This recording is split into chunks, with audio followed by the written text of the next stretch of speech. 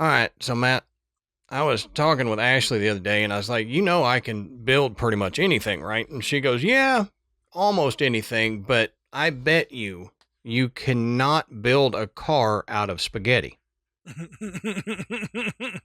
So I took that challenge, and you should have seen her face when I drove pasta.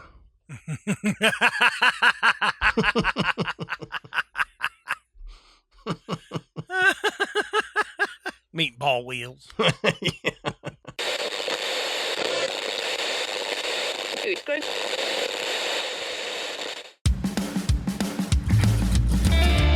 Good evening, everybody, and welcome to the Graveyard. Thank you for joining us tonight. My name is Adam. And my name's Matt. Now, pull up a tombstone or settle into your casket and get comfortable because this is Graveyard Tales. All right, everybody, here we are again. Matt, how you doing tonight, brother? I'm doing good, man. Good. Been Good. looking forward to this for 8 years. Yeah, exactly. Exactly. So before we get into that, a couple housekeeping things. One, next week is our Halloween live stream. Join us. You can find that information on our Facebook page. Go over there, check it out. You can find the link. You can find the time, all that stuff on our Facebook page. That's where it's going to be. You just go over there. Click the link, join us next Friday evening after you do your trick-or-treating, settle in, and hang out with us. Not in the group, on the Facebook page. Right, on not the the Facebook group. page for the show. Right, and we hate that, but the way StreamYard works is it will not stream into a group. Right. It will stream to our public page, but we can't get it to go into the group. So, like Matt said, you have to go to our page to do it. Also, we've said this before, but send in your listener stories for this year's Halloween. This year's Christmas listener stories episodes that we always do. Yeah. We've gotten some already. If you haven't sent it in, it's going to be here before you know it. Because at the first part of December, we're going to have to shut it off so that we can get the stories put together and the episode recorded. Exactly. Yeah. You guys have wowed us for years. Mm-hmm. We expect nothing less this year. Yep. Wow us again. It's on you. We couldn't do these shows, literally could not do these shows without you guys sending your stories in. We love hearing them, and I know the rest of our listeners will love hearing your story. Also, go to patreon.com/Graveyard Tales, sign up to become a patron. I'm not going to give you the whole spiel this time because I always do. But if this is your first episode of Graveyard Tales, go over there. We've got multiple different levels. You can get a back catalog that is a mile long. And if you're a $10 patron, you can get our second show, Side Quest. That's pretty much the short and sweet version. Also, check out our sponsors. If we have a sponsor on the show, we love the product, use the product, and we think you guys will too. And we can get you a discount if you use our code and our link that is in our show notes. All right, Matt. On that note, why don't you tell us, what is the 8-year thing that we're talking about tonight, brother? All right. So in tonight's episode, we are going to step into one of the most chilling pieces of American folklore. The story of the Bell Witch of Adams, Tennessee. Mm-hmm. I mean, for 200 years, stories of this unseen force that haunted the Bell family have endured. This was no ordinary ghost story, okay? Neighbors claim to hear its voice, feel its grasp, and witness its terrifying power. Everything from strange knocks in the night to violent attacks that drove a family to desperation. The Bell Witch has become one of the best documented hauntings in U.S. history. Adam and I have always, people have asked, and we've always said, We might one day. I don't know. The so-and-so just did it. Blah, blah, blah. Well, it's time for Graveyard Tales to do the Bell Witch. It is. So, as we always say, go check our sources. Down at the bottom of the show notes, you can find where we found all the information. Everything we talk about is referenced and sourced there. Like Matt said, we have put this off for a while, waiting for the right time. And you may think the right time was 6 years ago, guys. And maybe it was. Maybe it was. But this feels like the right time for us. You got Halloween coming up. It's Halloween month. And this is a scary story. It's close to our hearts, closer to Matt's heart, because it's closer to Matt's house. Geographically closer to him, yes. But I lived up there and I heard about it all the time. But let's just get into it. Now, the Bell family of Adams, Tennessee, they originated from North Carolina, but they've become a very, very notable family in American folklore for one particular reason, which we'll get into in the second half of this episode. Now, the patriarch, John Bell, and his wife, Lucy, moved their large family that included their children, John Jr., Drury, which is an interesting name, Drew, R-Y, Drury. I thought you were saying jewelry, and you were just mispronouncing it. No, that Drury, D-R-E-W-R-Y. Interesting name. I know, it's a strange name. I like it, but then I also don't like it. So I don't know how to feel. I'm going to refer to him as Drew later in the shows. There you go. That'll work. Keep him from sounding like me, Drury. Benjamin, Esther, Zadok, Betsy, or Elizabeth, Richard, and Richard actually wrote a diary about the events called Our Family Trouble, and Joel, and he moved them all to Robertson County, Tennessee in 1804, where they purchased a farm along the Red River. Now, the earliest section of the family that I could find was William Bell. He lived 1700 to 1754, and he was born in the Isle of Wight, Virginia, and he married Ann Jones in 1721, and then their children were John Bell, Arthur Bell, and Joshua Joseph Bell. John Bell, he was born in 1750. He was a farmer. He was the head of the family, and he initially was from Edgecombe County, North Carolina. He ended up being excommunicated from the local Baptist church in 1818 on charges of covetousness, and contempt, which comes up, later in the story. Basically bad behavior. Right. Right. Imagine if all the shady stuff that you've ever done in your life, which you're like, yeah, I'm not really proud of that, but right. Could get you in serious trouble. Yeah. Yep. And, back then in a tiny town, hell, today in a tiny town. That is true. In a small town. Mm-hmm. Yeah. Small town scandals can ruin your life. Yeah. Oh yeah. Yeah. People know everybody's business in a small town. Uh-huh. And especially in the 1800s. Oh, yeah. They had nothing to distract them from your business. And so they were all up in your business. Your business was the 6 o'clock news. Exactly. Now, Lucy Williams Bell was John's wife. She was also from North Carolina, and she was known for her kind nature, and she couldn't read or write, they say. That wasn't uncommon for women back in those times. They didn't get to go to school like men did and all that. So that's not uncommon. But it wasn't that uncommon for there to be men walking around that couldn't. That's a valid point. It did take a it wasn't like now where if you didn't go to school, your parents would get in trouble. Right.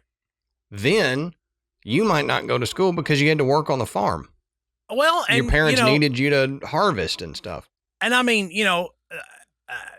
life was hard. And, sometimes men would drop dead at the ripe old age of 31. Mm-hmm. And, if you had an 11-year-old son, he might become the man of the house. And that meant everything stopped because he had to come home and deal with the farm. True. And, protecting the women and all of that as a child. True. We've read numerous stories about those kind of situations. So, yeah, it was different then. So, but I think that also forced people to rely more on community and their churches, and your behavior in a small society was vital to your survival. Yeah. So, I mean, there was a lot going on. I mean, if you were shunned by your community, I mean, it could cause you a world of hurt.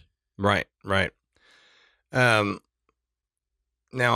we'll move down and go into John Bell a little bit more.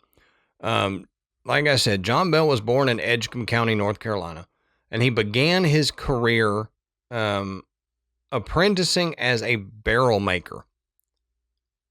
And then he did that for a little while, and then he turned to farming.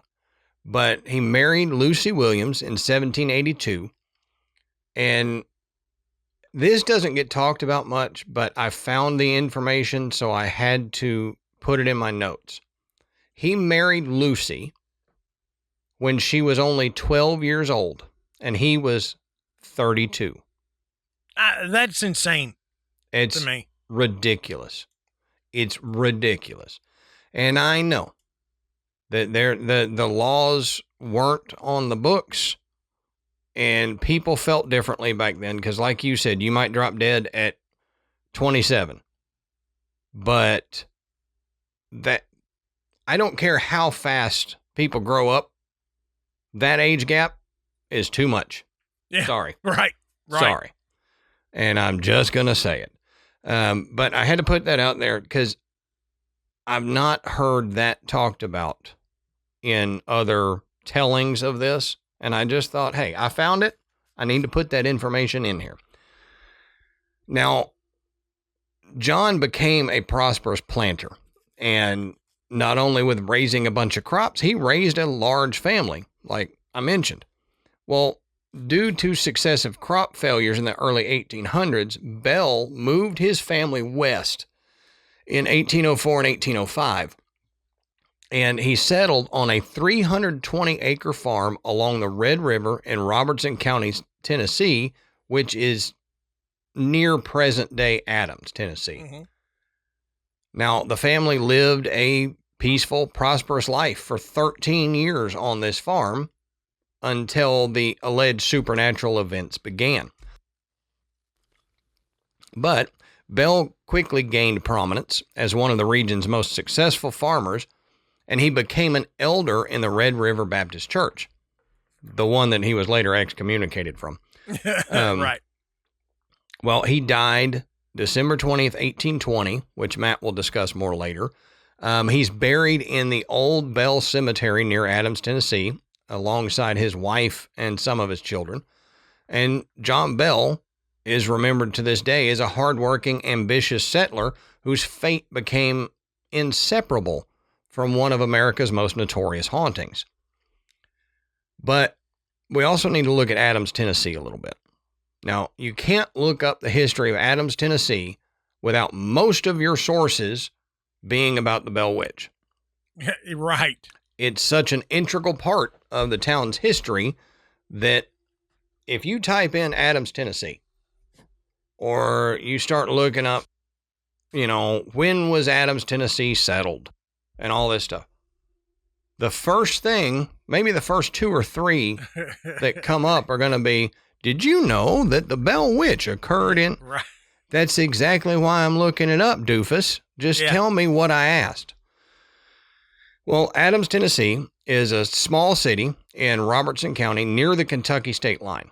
The origins of the town trace back to the late 18th century. The first settlers arrived in the area in around the 1790s or so, and the Red River Baptist Church, one of the earliest churches west of the Cumberland Plateau, was founded there in 1791.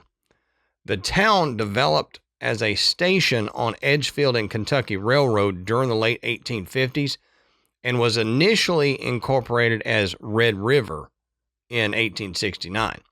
It was later renamed Adams Station in honor of James Reuben Adams, who was a prominent landowner in the area, but then they shortened it in 1898 just to Adams, which then allowed me to move in and own half the town.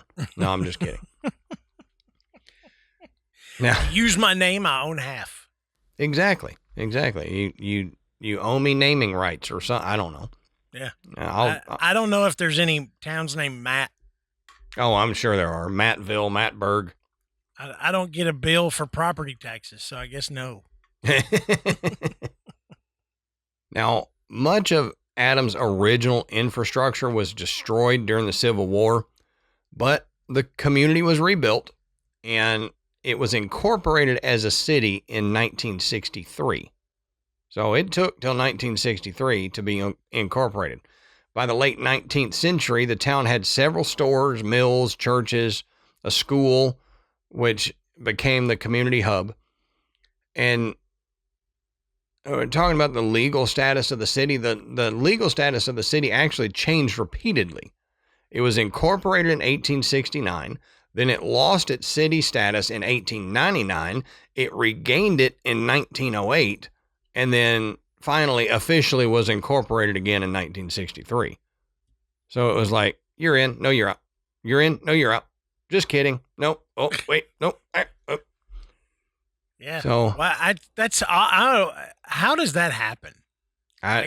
It's where the post office is. That's what we've learned that from previous shows. Right. Once you get a post office, you're set. Yeah. You're gold. If they close your post office, that's probably what happened. They had a post office, then they didn't. Yeah. And then they had a post office, and the post office has been there since like 1962. And they said, all right, fine.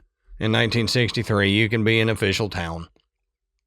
But the town thrived with the advent of automobile traffic along U.S. Route 41. It was a major pre-interstate north-south road. But when nearby interstates were developed and everything, it started declining again. Adams remains a small rural community with a population of just 600 people, little over 600 people. Known for deep roots in Tennessee history and folklore, like I said, surrounding the Bell Witch. Now, the original Bell School was built in 1920, and it now serves as the city hall. And there was a log cabin that was constructed by John Bell in 1810 that was actually relocated next to this old school. Now, the once thriving central business area is, they say, now nearly a ghost town with only a few businesses remaining. And most of those businesses serve local agriculture.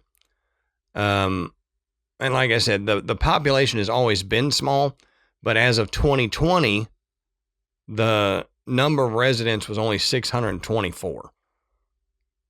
Now, the Bell family farm in Adams was purchased by John Bell around 1804 when he moved there. And the farm initially consisted of 320 acres. And they were farmers, planters, very successful at what they did. And then they lived there for a little more than a decade before the events that Matt's going to talk about started happening.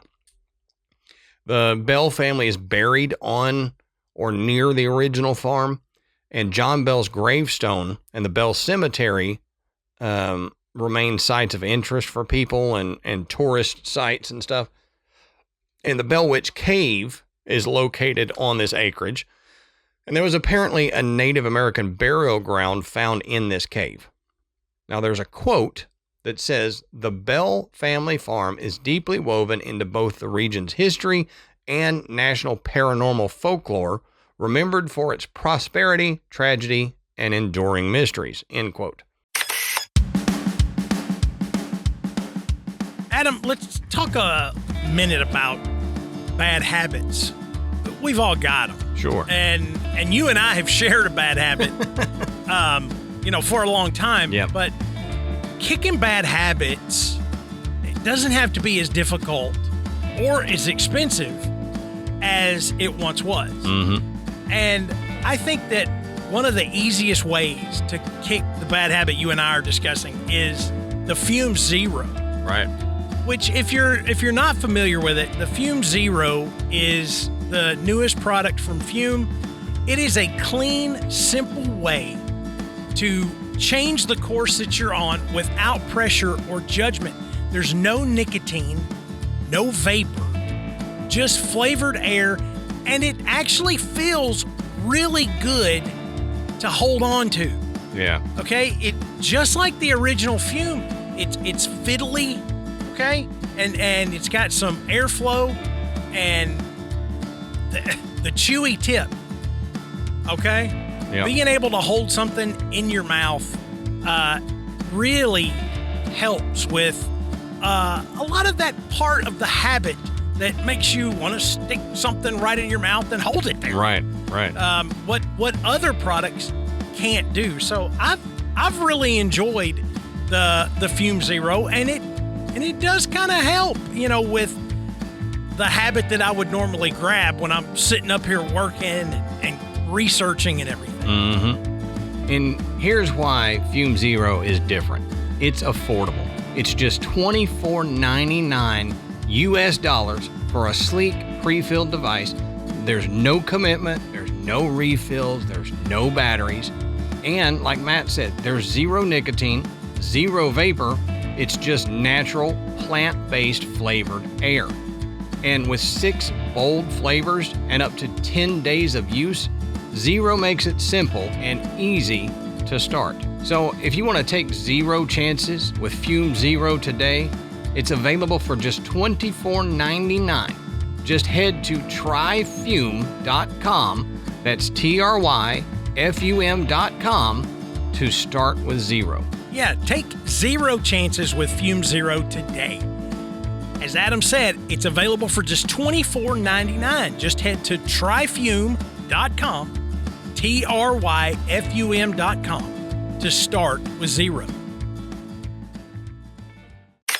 And Matt may talk about this, but in the local lore, it's discussed several times, but there's also several historians that say it can't be verified. But Andrew Jackson apparently visited Adams, Tennessee. Yep. And the quote that they always use from that is, "I had rather face the entire British Army than spend another night with the Bell Witch." Right. But, that may be true. It may not be true. We don't know for sure. Yeah, I mean, it's hard. Well, I mean, they do have evidence that General Jackson did go there. I mean, it's I think well enough documented that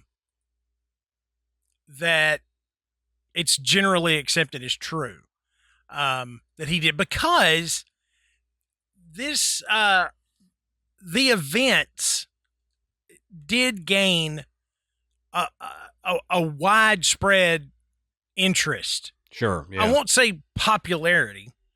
You could. But they drew people from all over to come and experience this for themselves.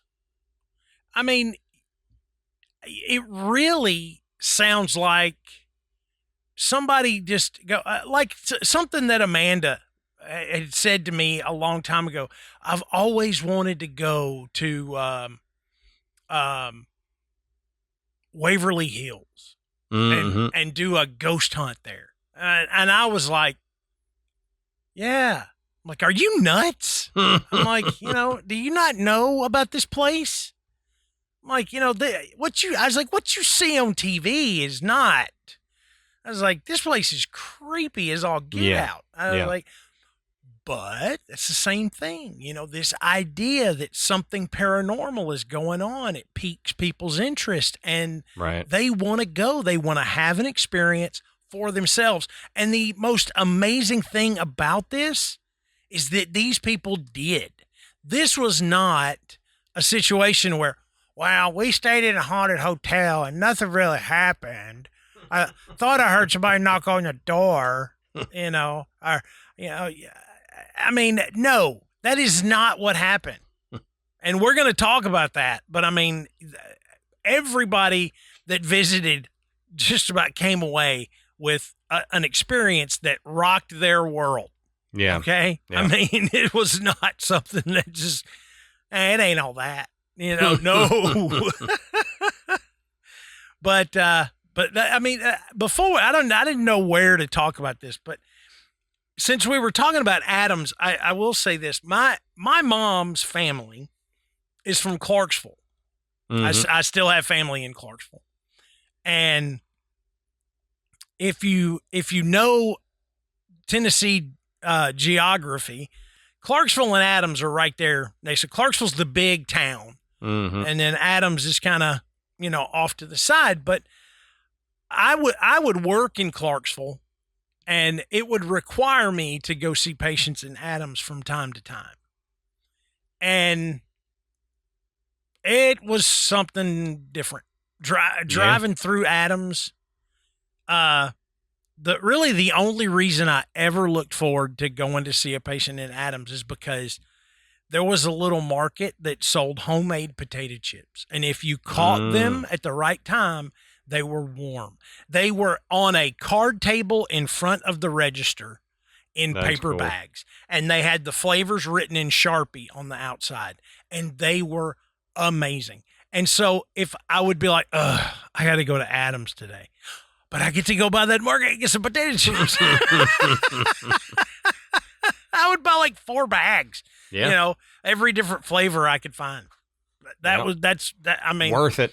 Other than being on the phone with my mom, talking about something unrelated and going, I'm in Adams.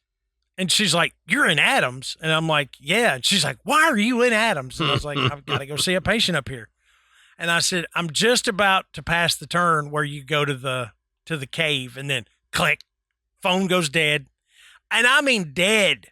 I don't mean like I dropped a call. I mean, my phone turned into a brick for a solid 3 minutes until I got far enough away from the cave that it came back.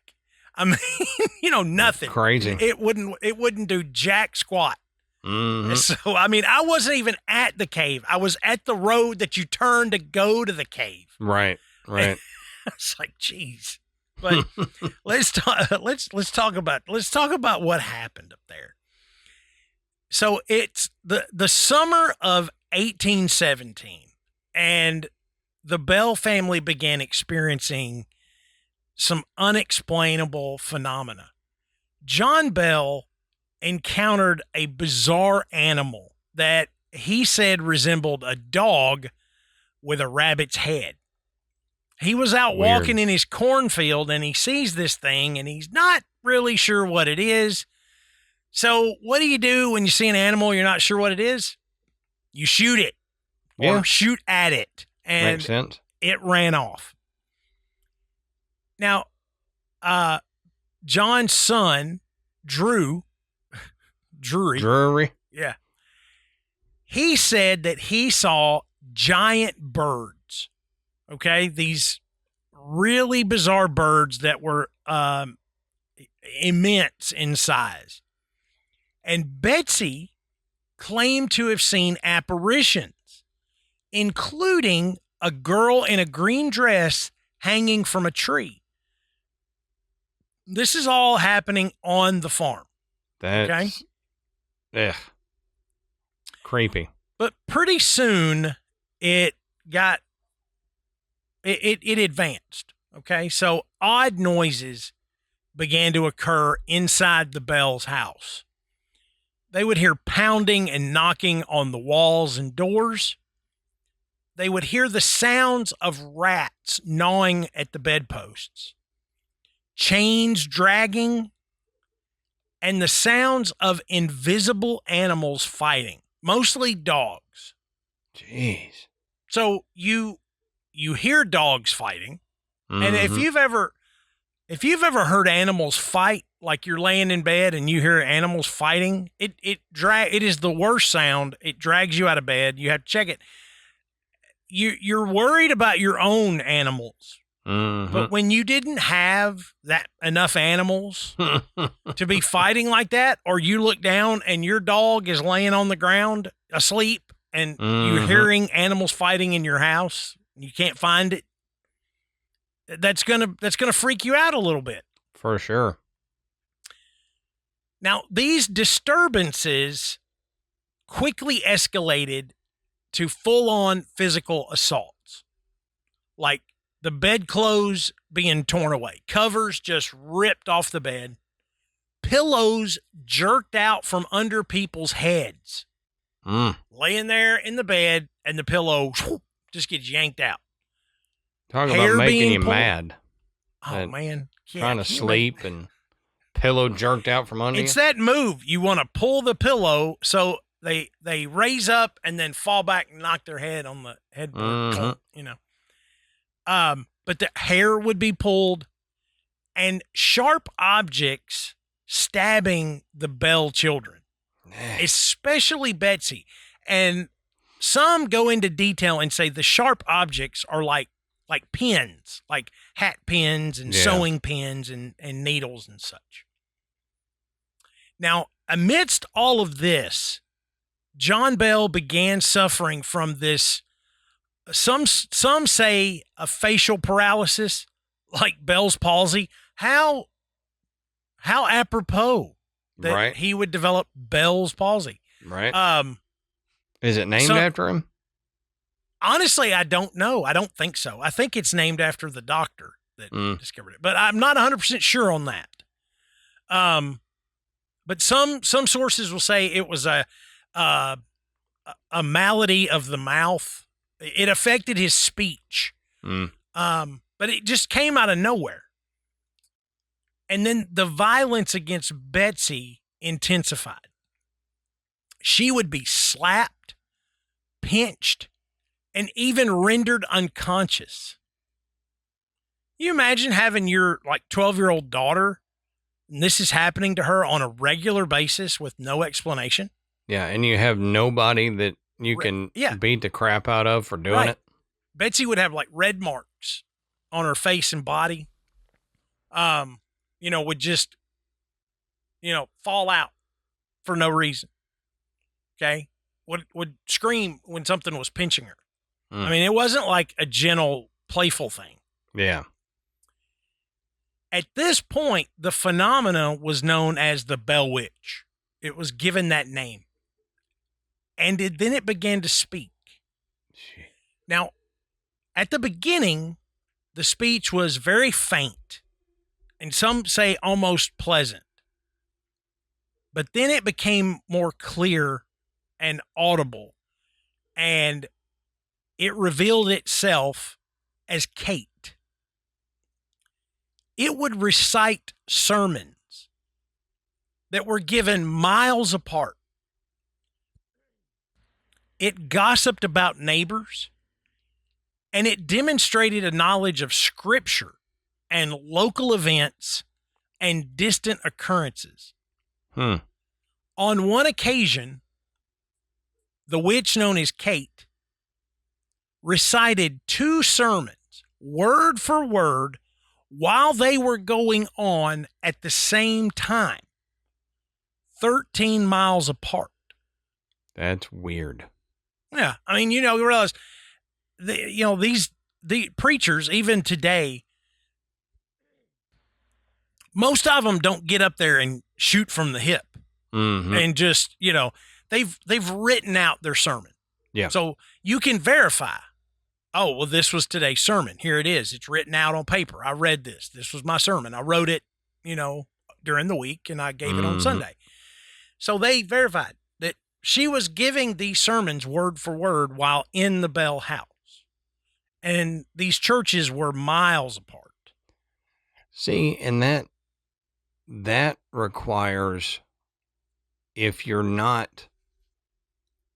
don't have them right in front of you, what that requires is at least 3 different simultaneous astral projections. Mm-hmm. That requires you to project to one sermon, to another sermon, and to the Bell family farm, and then somehow be able to speak in. You might have to project to the Bell family farm twice. Yeah. So you can repeat the stuff and not, it's crazy.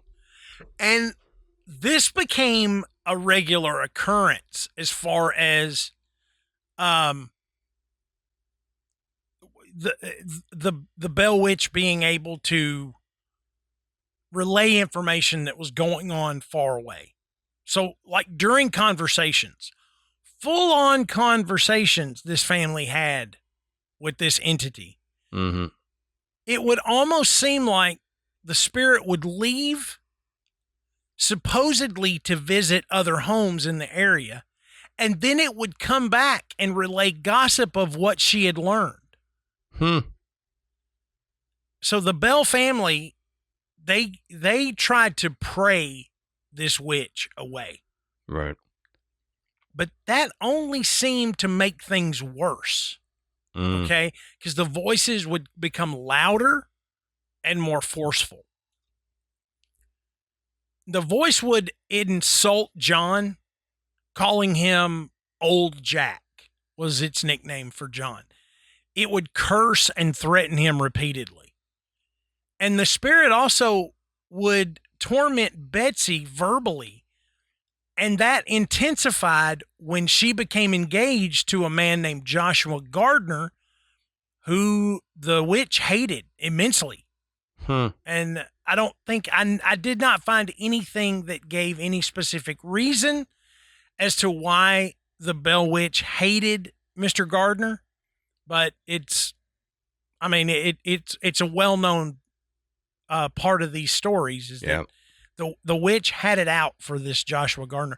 And at times they said that she would be pleading with Betsy, please Betsy, not Mr. Gardner, not Gardner, he's the only thing he's bad man. You don't want him. Yeah. The only thing I can think of is anytime I've heard that is 2 different things. Either one, jealousy that Betsy's going to be taken away, married, move away, won't have the same control over her. Or 2, they've had a run-in with Joshua before, the witch has, and that's the reason she doesn't like him. Some interaction that she had with him prior. Right. And like I said, even though I didn't necessarily find it, doesn't mean it's not out there. Yeah. But it was, like I said, it's a very common thread in these stories that Betsy's engagement to Joshua Gardner fueled the Bell Witch considerably. Now, pretty soon, like I mentioned earlier, this haunting began to draw crowds from across the area. And the Bell Witch shared personal secrets and spoke in voices familiar to visitors. So she would use accents and even like impersonations of people that these visitors knew that wasn't there. And would tell them things that they told no one. Yeah, like do their dad's voice or something. Exactly. Yeah. And relaying these personal secrets, something maybe that only you felt or thought. And then she would just share it. And you'd be like, there's no way she would have known this. I'd be so mad. No. Like, Adam thinks he has a small butt. And why are you telling people that? Old Paula Watson over there likes to chew her toenails. Yeah. I mean, you're like, shh, don't be I telling didn't people think that. anybody knew about my toenail fetish. But reports from the visitors claimed that the entity visited distant places and would repeat conversations that it could not have overheard, which that furthered this inexplicable reputation of what was going on. It just made it more outrageous. She wasn't just a peeping Tom that would peer in neighbors' windows. Yeah. She had some other power. just a ghost or poltergeist, as she's referred to, that's somehow tied to the home. And I know the poltergeist thing gets brought up because it seemed to have this attachment to Betsy. Yeah. And what do we know about poltergeist activity is young, teenage, preteen girls, they tended to exacerbate poltergeist activity in a home. Right. It's just an odd connection that we discussed in our episode about poltergeist. So a lot of people, when they refer to the Bell Witch, they do refer to this as like a poltergeist haunting. Mm-hmm. Now, ministers and scholars would travel from across the country just to get an opportunity to witness this stuff. And all of them were shaken up by what they heard. The voice would insult, threaten, and sometimes even predict events that would eventually come to pass. Now, the story claims that people that spent time with the family to witness the goings-on were never the same, with people describing the entity as something intelligent and cruel. So, if you had the opportunity to experience this, like I said, it rocked you. Yeah. I mean, it shook you to your core. And life-changing experience. Why not? I mean, if something like that happened today, it would shake the foundations. Yeah. Really. Giving away personal secrets to people you kind of know. And well, just imagine if you went to a friend or a family member's house and they said they had this weird haunting going on, and you showed up and it greeted you by name as you walked in the door, and you're like, how does it know who I am? And then began to spout off information about you, would have a conversation about you, would question your religious beliefs or challenge your intelligence. And you're just kind of like taken aback. It's like going to visit somebody on Thanksgiving and their drunk uncle decides to attack you. You're like, what the hell is going on, man? Yeah. What did I do to you? Yeah, listen, Carl, you shut up. Go hit the bottle again. That is exactly what people would experience when they went into the Bell's home. Yeah. Now, of course, if this happens, what are you going to do? You're going to go, who are you? What do you want? Why the hell are you here? And that was asked often by guests, wanting to know, why are you torturing this family? What is your reasoning? And the voice would answer, but it would rarely give a straight answer, and it would change its answers. One time it responded with, quote, I am a spirit. I was once happy, but I have been disturbed. And the spirit would offer diverse explanations as to why it had appeared to the Bell family. And it would often say that it was tied to the disturbance of a Native American burial mound that was located on the property. And even one time it sent Drew Bell and Bennett Porter on a wild goose chase in search of buried treasure. telling them that there was all these Native American treasures buried on the property and was supposedly telling them where they could find it. Nope. I know. Just messing with you.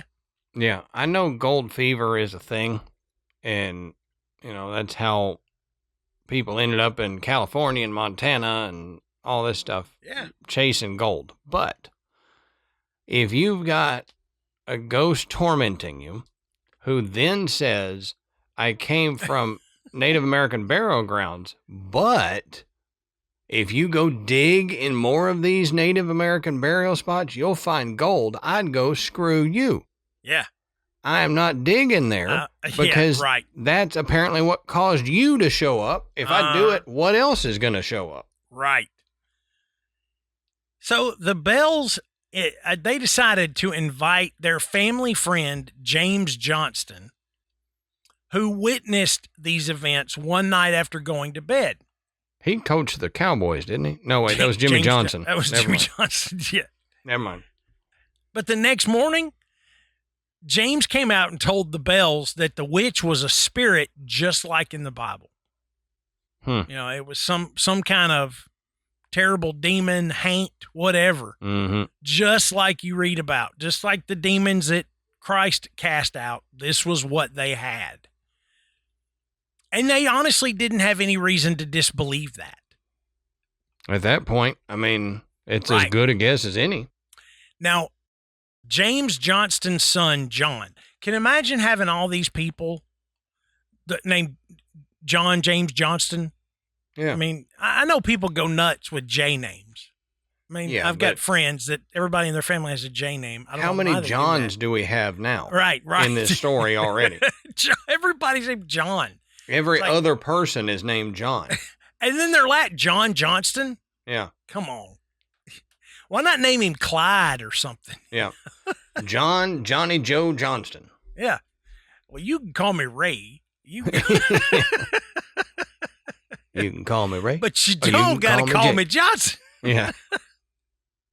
So you can call me John, but don't look at my Johnston. The witch looked. Yes, and she then did. Made a comment about and its told size. Everybody about That's it. That's exactly right. Adam, one of my favorite things is learning about a topic. And I'm one of those guys that when I get into a new interest, I dive into it like full force. Yeah. I mean, I'm like a human meme. Yeah. Okay. Headlong into it. It's like, I buy a smoker, and it's like 6 weeks later, I'm auditioning for like Grill Masters or something. It's just totally. And I've researched every possible thing I can. Bought all the accessories and stuff. That to me is how masterclass is. Yeah. You have an interest. You have something that you're like, you know what? I would really like to learn more about that. I guarantee you can find a masterclass that meets that need that you can just dive into and learn. Yep. And like learning about interior design from Joanna Gain. Or how to apply improv to your daily life with Amy Poehler. Right. I mean, these people, they are the experts in this area, and their masterclass can share their knowledge with you. And you talking about smoking, they have a masterclass on Texas barbecue. Absolutely. So if you want to go headlong, they got one. Yeah, I mean it's endless what you can do, and it's such an amazing value for the resource that you get. And with Masterclass, you can learn from the best to become the best. With plans starting at $10 a month, billed annually, you get unlimited access to over 200 plus classes taught by the world's best business leaders, writers, chefs, and more.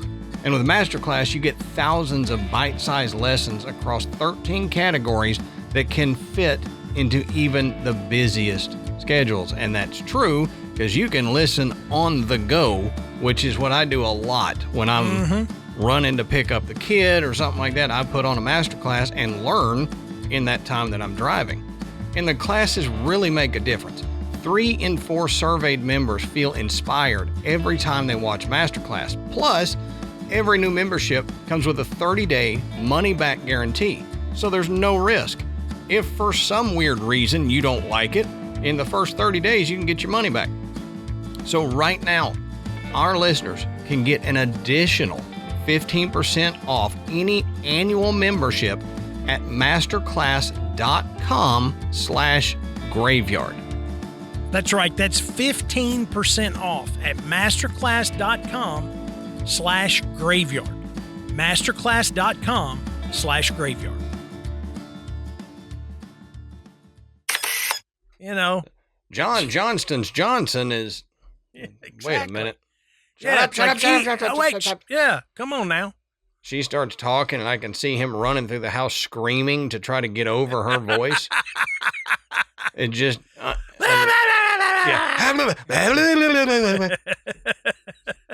Nobody's listening. Do y'all want to know what John Johnston did in the bathroom last night? Yeah.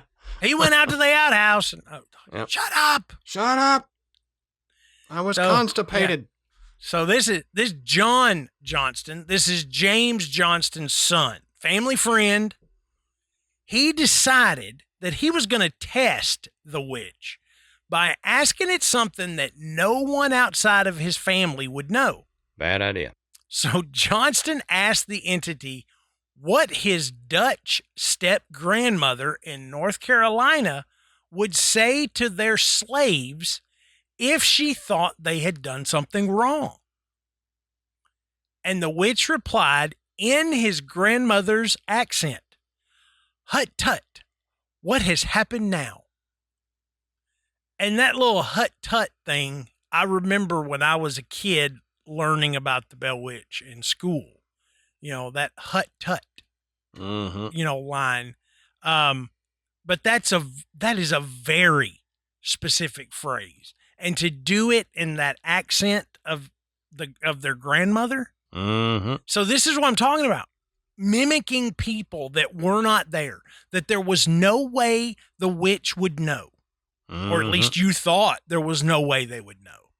So it makes you wonder, okay, was this entity able to transverse space and time and see this grandmother and witness her? Or is the witch somehow able to penetrate people's minds and read their thoughts and understand, okay, he's thinking of the answer that he is wanting to hear. And this is it.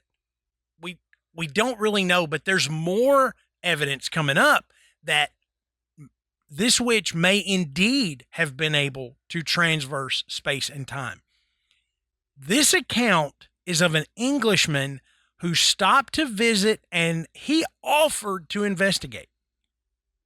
Can you imagine knocking on the door? Hey, I hear you have a ghost or witch or haint or something. Yep. I am offering my services to investigate. Can you imagine what the Bell family's like? Yeah. Yep. The Bell family's like, be our guest, dummy. Here's the key to the shack. Where's yours? Yeah. I'll go live where you live for a while. You stay here. Exactly. So he comes in, and after this Englishman was discussing his family, which was overseas, the witch suddenly began to mimic his English parents. Now, again in the early morning, the witch woke this man up with the voices of his parents, worried as they had heard his voice as well. Oh, geez. So now she is like a transcontinental walkie-talkie. So she had apparently visited his parents and used his voice to convey some message from him to them. Can you imagine if you're them? You're minding your own business. You have no idea any of this is going on. And all of a sudden, your son's voice resonates through the house Right. saying something. Yeah. And how freaked out would you be?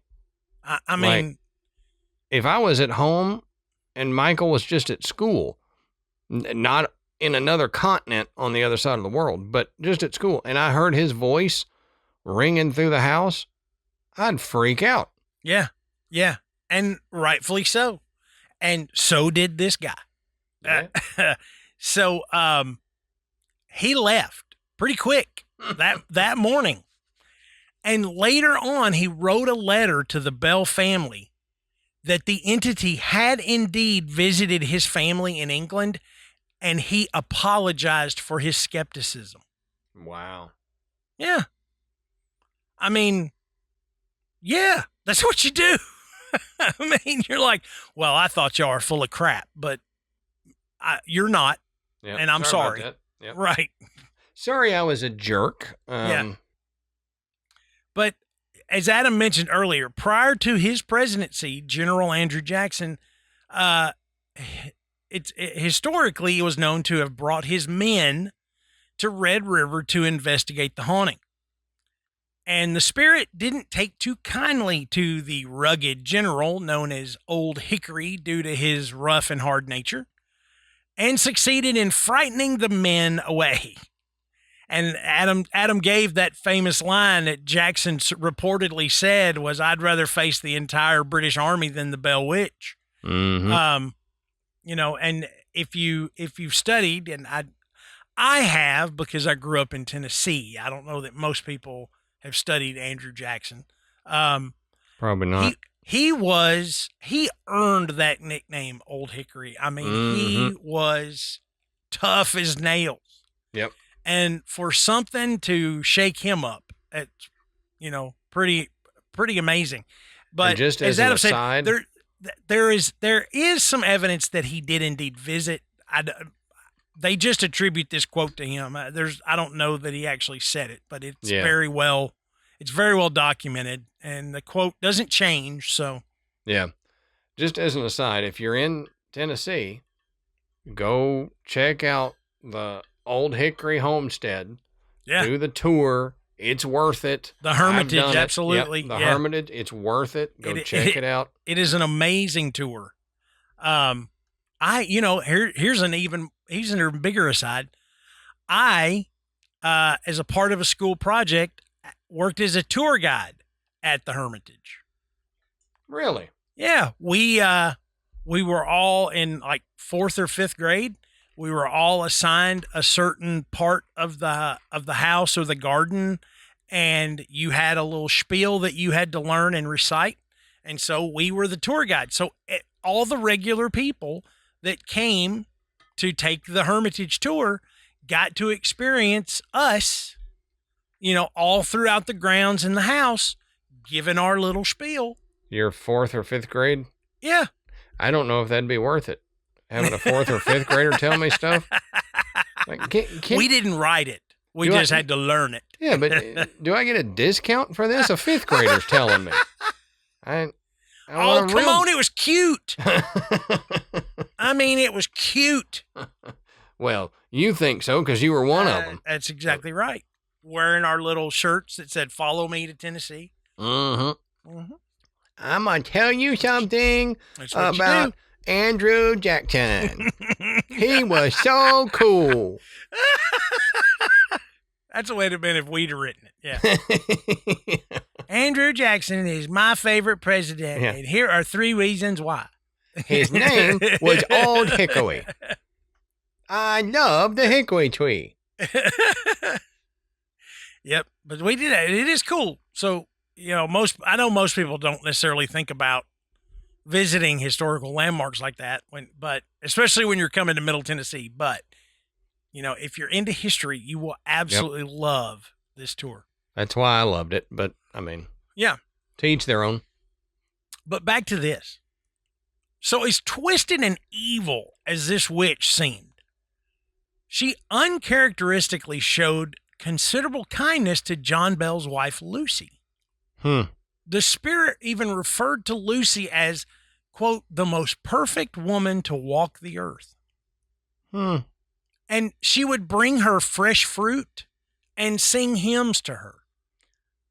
It's all making sense now. She is jealous of John Bell and is in love with Lucy, and wanting to everybody else go away and leave me with Lucy. It could possibly be. But John Jr., she also would show some level of respect to him.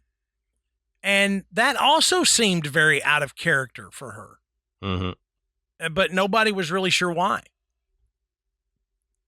Now, after 3 years of nonstop attacks and harassment, John Bell's physical health started to decline. I think mine would have started probably within 3 weeks. Yeah, it wouldn't have taken that long. 3 years he put up with this. Tough dude. He became bedridden and eventually passed away in December of 1820.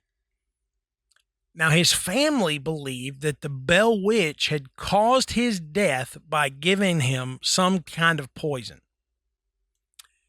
They actually found a mysterious vial of black liquid in the house.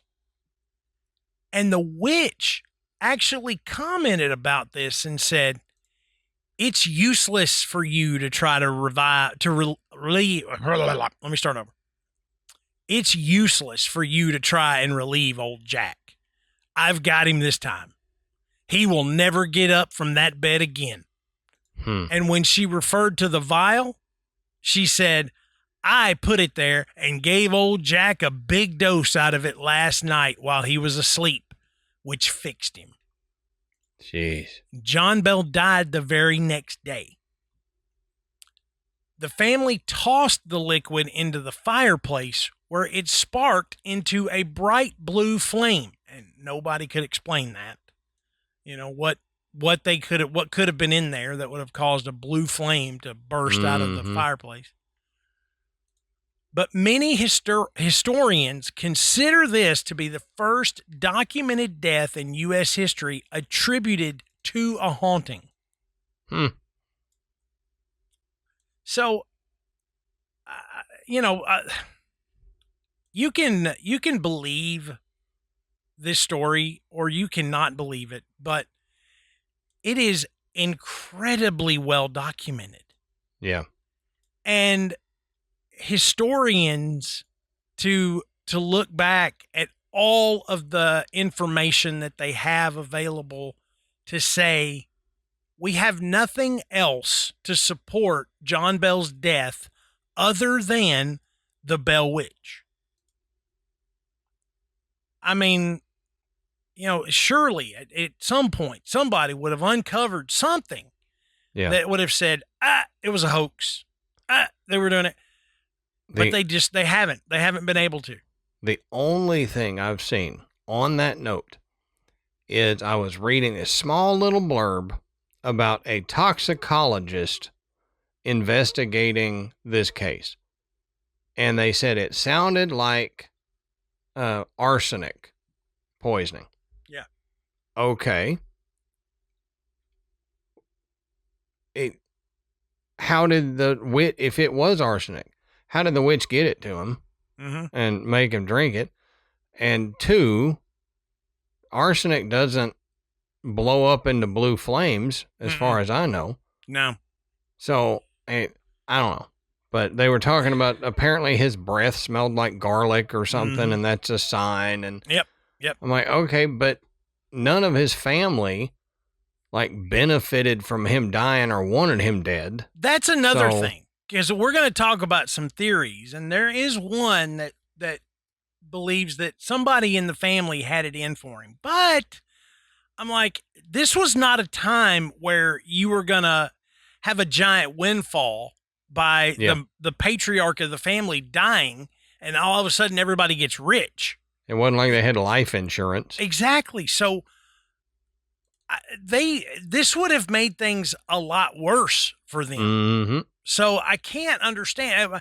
This would have had to have been a crime of just hatred. Right. And why would it take 3 years and draw so much attention? Yeah. I mean, I can understand the idea that you could say, oh, well, they did all this to throw the suspicion away from them for 3 years. Yeah, that's a long game.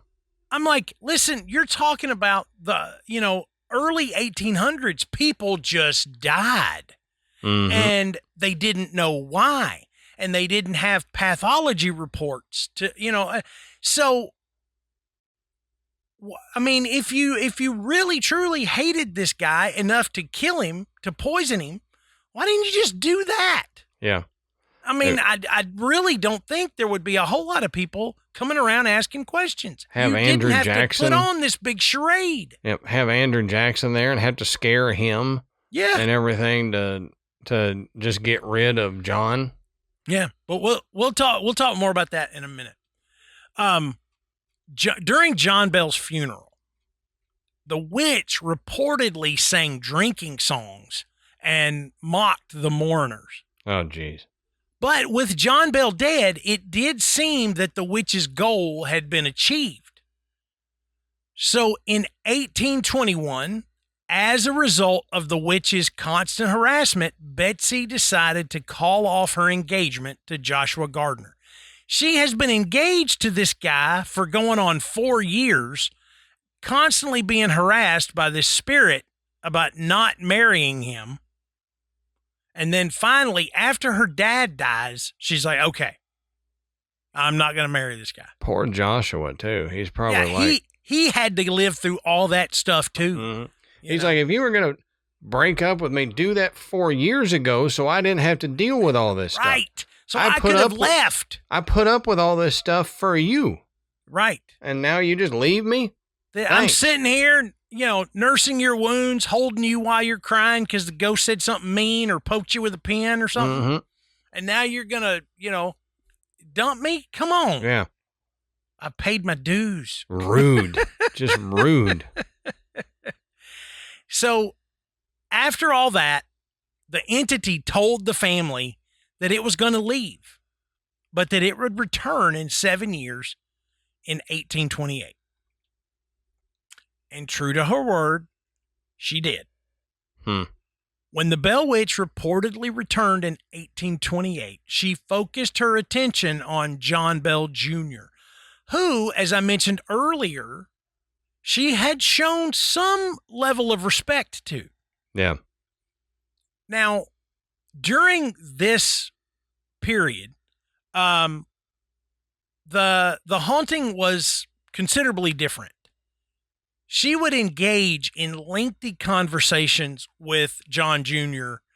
About like the origin of life, Christianity, and the need for spiritual awakening. Remember, she seemed to know scripture extraordinarily well. Mm-hmm. She would recite sermons and sing hymns. So there was some religious aspect to whatever was behind this haunting.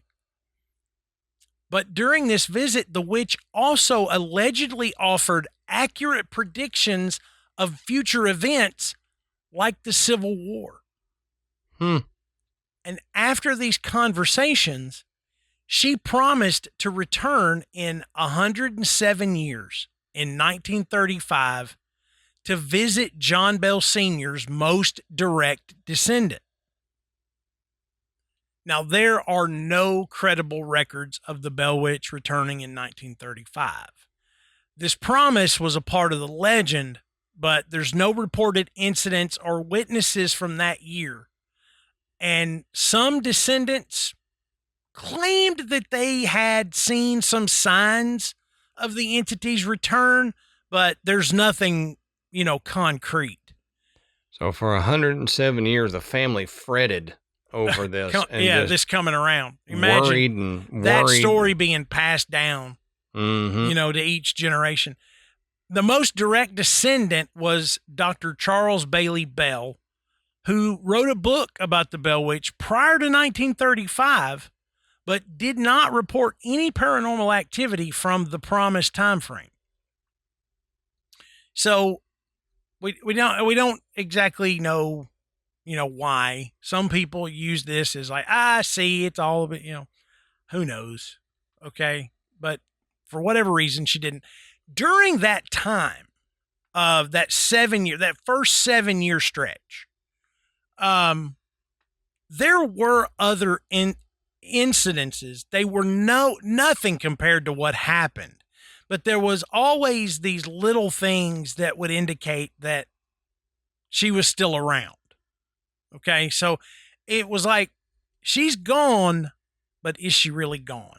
Is she just laying low and staying quiet? Which leads me to talk about the Bell Witch Cave. Mm-hmm. It played a relatively minor role in the original Bell Witch legend.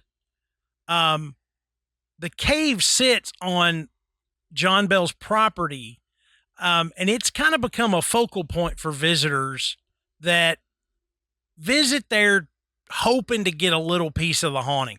Now, there are a lot of different stories about the Bell Witch Cave. People that have visited, people that have had weird phenomena happen, One that I heard, a local caver he caved in all these caves around here. Mm-hmm. But there was this one particular cave close to what could have been the Bell Witch Cave. Mm-hmm. He wasn't 100% sure, but he said he was about to exit the cave and a large canine type creature attacked him and Mm-hmm. left cuts up and down his arm. Yep. And he said, I'll go in any cave in this area, but I will never go back in that cave. Yeah. I recall that story too. I mean, that was big news, Mm-hmm. when that happened. Wasn't that many years ago. Oh, no. That's a modern story. Yep. You can visit it, but you can't go in it from what I understand now. They've had events where you could, they've had like overnight events where you can camp up there at the cave over the years, but I think it's just, it is such a unique piece of Americana that it draws people from all over the world to come and visit it. Mm-hmm. And I think it's just gotten to the point where it's just like, we just can't have all this going on here. Right. It's just not safe. Well, and it'll destroy ecology. Exactly. I mean, you've got, yes, it's the Bell Witch Cave, and so there's supposedly paranormal stuff that happens there, but there's also nature that goes on in this area. Mm-hmm. Animals, plants, and stuff, and you can't just have 100,000 people a year Mm-hmm. randomly walking in and out of this cave, climbing down in it, and Mm-hmm. breaking stuff. And plus, you got to remember where Adams is. It's right there on the Kentucky state line. And what do we know about Kentucky? I mean, Mammoth Cave is, within the last 10 years, they have found other cave systems that are known that actually connect to Mammoth Cave. It's pretty mammoth, yeah. I mean, it's the largest cave network. And, they continue to find that other cave systems in Kentucky actually do connect to it in some fashion. So there's always that chance that deep in this cave, there's more that could connect to Mammoth Cave. And, just like these cavers, man, if you're a caver, this is off topic, but if you're a caver, you are a lunatic, okay? I'm just telling you, in my opinion, which means jack squat, but I think you are insane. Right. Because I have gone to Mammoth Cave. I have taken the tour, and I mean, there are literally handrails and lights on the tour that I've had, and I got nervous. Yeah. So you people that have dug around and crawled on your bellies to get to other parts of this cave, You're nuts. We did a side quest about cave and caving, and I was in cold sweats reading about people doing this stuff. Oh God, yeah. You know, I've been in a few caves, and like you, I'm standing upright, walking, and I still feel weird about it. I couldn't crawl through spaces. So the back to the Bell Witch Cave. The Bell Witch Cave was added to the National Historical Registry in 2008. And the cave is the only original feature from the legend that can still be seen today. And it's largely unchanged from the way the Bell family would have seen it in 1817. It is also suspected that the cave may have served as the witch's hideout during the time between 1821 and the witch's return in 1828. Now, in one particular part of the legend that has the cave featured, young Betsy Bell and some of her friends had gone to explore the cave. While they were there, one of the boys crawled into a hole and became stuck. A voice cried out, "I'll get him out." And the boy felt hands grasping his feet, and he was pulled out of the hole. The entity, which was still invisible, then gave the young explorers a lecture on reckless cave exploring. Good. I mean, that's really weird. And just think about this. Had it not been for a invisible paranormal entity, possibly a witch, this boy would have been stuck and died in a hole in a cave. Right. Yeah. And you can't go caving and always expect there to be an invisible paranormal entity to pull your butt out of a hole. It's very true. So I rarely depend on invisible paranormal entities. Yeah, they are just known to be unreliable. Yeah. Now, numerous strange events have been reported by visitors to the cave, including the most common one is the difficulty in taking photographs around the site. Now, this was in the pre-digital time, so film would be overexposed. You couldn't get pictures developed, things like that. But like I said, nothing on the scale of what the original haunting of the Bell family was like. Right. Okay. The house was torn down, and it's been gone since the 1800s. So there's nothing else there to see that is attached to this legend. And they moved that one cabin next to the schoolhouse, so yeah, you can see that, but it's not on. It's the not farm. where it was. Yeah, yeah. So the question that I pose and that a lot of people pose is who or what was the Bell Witch? Mm-hmm. So if the legend is to be believed, who was it? What was it? What was it doing and why? This is the question that was posed to the spirit multiple times by multiple people, but no one ever seemed to get a consistent answer. And at one point, she told the family, "I am the spirit of a person who was buried in the woods nearby, and the grave has been disturbed. My bones disinterred and scattered, and one of my teeth was lost under this house, and I'm here looking for that tooth." When John pried up the dadgum floorboards in the house looking for this lost tooth, the witch laughed at him, claiming that the whole thing was a joke. And the witch just kept changing her story. Now, at one point, one of her interrogators, a man named Reverend James Gunn, got the name out of her, Kate Batts. Now, Batts was a woman who lived in Red River and was sometimes described as the witch's human exponent and was known in town as, I love this, a big woman, strident and coarse. Is that a compliment? It doesn't sound like so. it. No. I don't think that's a nice way. Yeah. Maybe it's a nicer way of saying something, but Right. I don't know. But the witch then immediately denied that she had any connection to bats, but yet from that point forward answered to the name Kate. Now, because of Gunn's conversation with the spirit, Mary Catherine Kate Batts, the wife of Frederick Batts, was believed by many to have been the culprit behind the disturbances, which became known as the Bell Witch. Now, it says Kate Batts was not a poor woman. She was often mocked by others throughout the Red River settlement in Robertson County.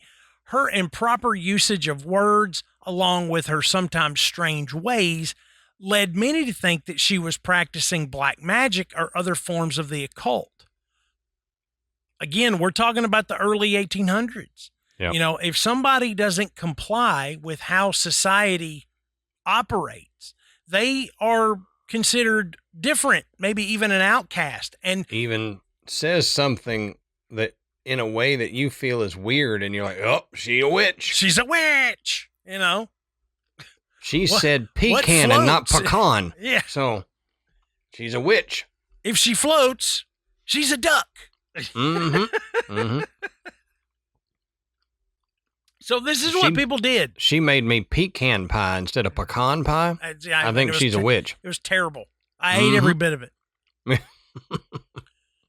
So, as for Kate Batts, there are stories that connect her in some way to John Bell. One story claims that the two were entangled in a bitter land battle. In the early years of the century, a man named Benjamin Batts, who was the brother of Kate's husband, Frederick, had a dispute with John Bell over the sale of a slave. Facts of the dispute were later twisted and became the source of a rumor to the effect that John Bell and Kate Batts had the quarrel, and that the Bell Witch was created by Kate Batts to get revenge on Bell. Reports circulated that Kate Batts vowed to get revenge on John Bell from her deathbed. It gets even weirder. Another story comes from the North Carolina telling of this legend.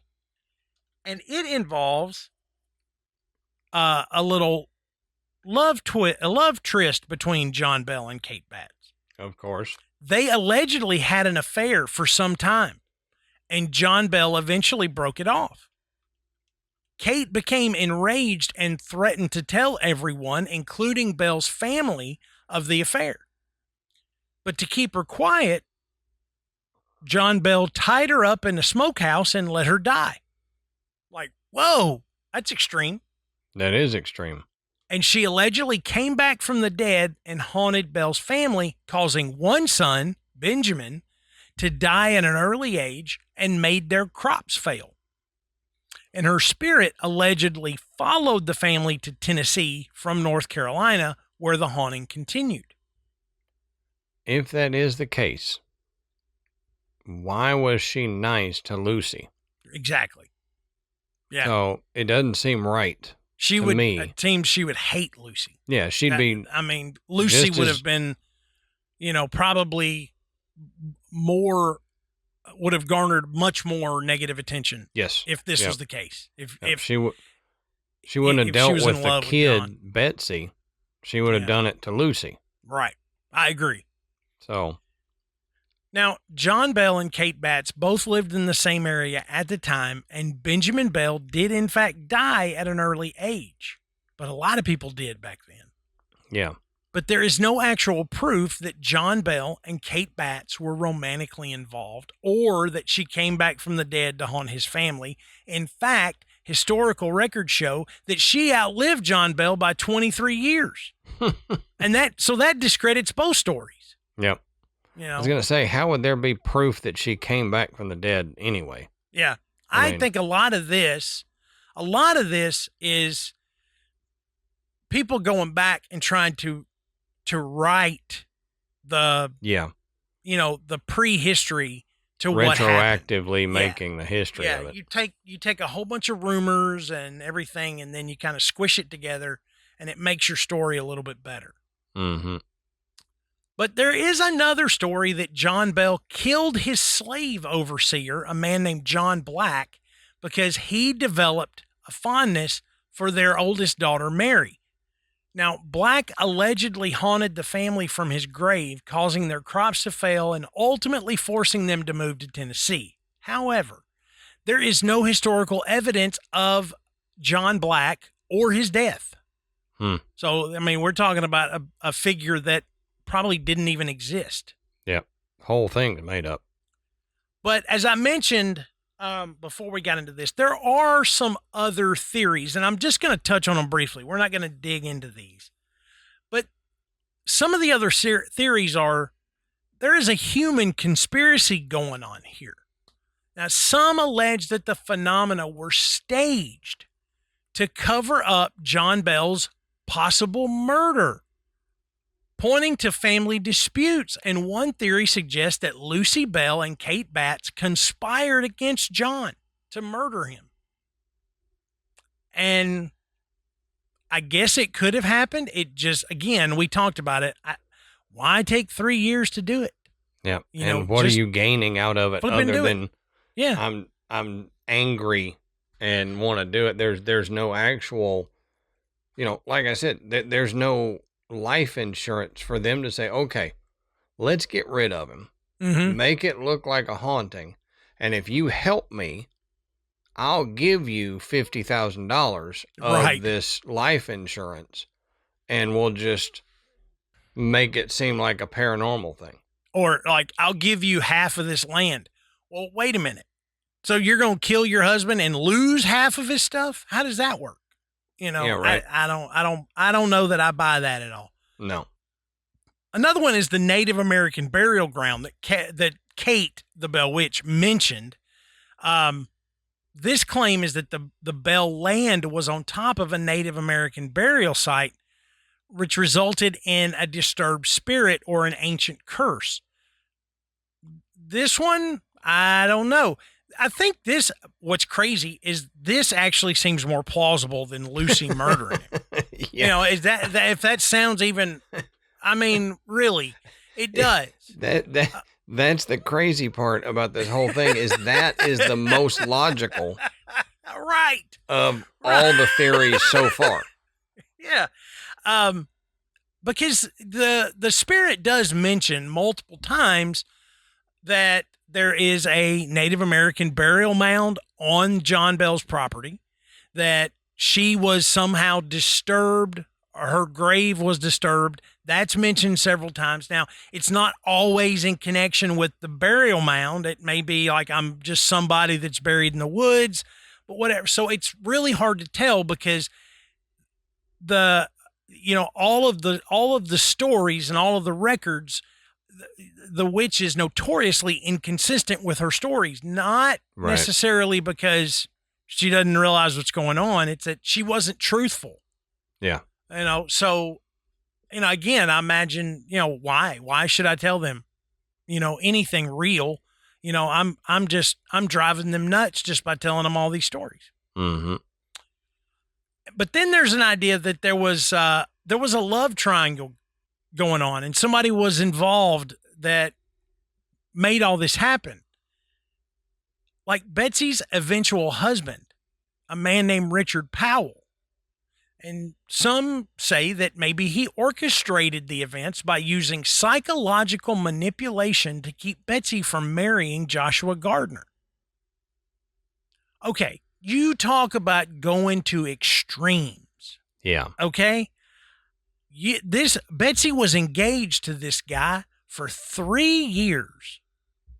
3 years. And you want Betsy for yourself. Mm-hmm. So you are going to orchestrate this insane haunting by manipulating the family and all the people that came over there to believe that this is what was going on and then kill her father in order to gain her affection. Well, and here's the other thing. If that were the case, that wouldn't be the only thing this crazy man did. That's She would exactly have right. seen other stuff later. Right. Like somebody who's that crazy to do all that couldn't just turn it off once he married her. Yeah, exactly. If he went to those kind of lengths, he's not just, all of a sudden it's over. Da-da-da, I'm okay. I'm fine. No, I'm fine. no. No. She would have, there'd be another story in American history about this crazy serial killer that was married to Betsy. Well, it's the old Monty Python line. You're a loony. Mm-hmm. Mm-hmm. Then we touched on this briefly, but I hate this poltergeist collective psychosis. So modern skeptics propose that the haunting was a case of a poltergeist phenomena, family stress-induced hallucinations, or exaggerated storytelling. Exaggerated oral storytelling, I believe, is absolutely a part of this legend, but don't think that doesn't make it not true. Okay? Yeah. I think that when we're talking about 200 years of this legend, at which the majority of what we know as the story comes from Martin Van Buren Ingram's book about the Bell Witch. Yep. But there are so many. There are other books written by other people that witnessed these disturbances. So that is just the most famous and where most people get their, the timeline and things like that. It's called An Authenticated History of the Bell Witch by M.V. Ingram. Yeah. Written in 1894. Right. So fairly early in the quote history of all this stuff. But he went through all of the documentation of the hauntings and talked to as many people that were still living as he could, talk to families of people that had witnessed things. So I mean, he really, it is the source du jour for a reason. Mm-hmm. But the most amazing thing about this is, despite exhaustive studies, there is absolutely no consensus, and the Bell Witch legend is still one of America's greatest folklore mysteries. There has not been anyone that has successfully debunked it, come up with a plausible explanation, and it endures now. Mm-hmm. And I'm telling you, you drive through Adams, Tennessee, you feel it. You feel that something is different. Okay? It's just in the air. Even if it's just, you see the sign that says Home of the Bell Witch, you're just kind of like, really? You know, even if you have somehow managed to live under a rock and have no idea about this story at all, you see that sign and Google it, you're like, whoa, where are we? What are we doing? How did we get here? And then you're like, I just need to get out of here before something happens. Yeah. And the good thing is that if it does really spook you, you don't just accidentally drive through Adams. You kind of have to be going that way to get there. Yeah. But we hope you guys enjoyed this as much as Adam and I did telling this story, because it's not just a part of American history. It's part of my history too, because I grew up, here in Tennessee. It's something that you learn as a small child. You learn the story. I've got family. My mom was, from Clarksville, right up there, in the neighborhood. So, I've had friends, come to me with stories,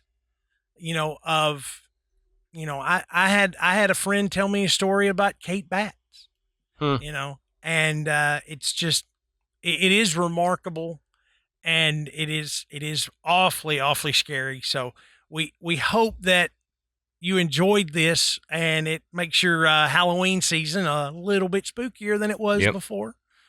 But don't forget to go and get in our Facebook group. Okay.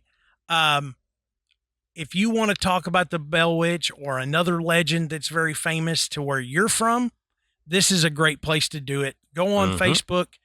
It's called The Graveyard. Now, don't forget, outside of our group, on the Graveyard Tales official Facebook page, that is where you will find the link to catch our Halloween night live stream. And this is not going to be like ones we've done in the past. It's going to be interactive. We're going to be talking to people. We're going to be hearing stories, answering questions. We're going to talk about some past shows.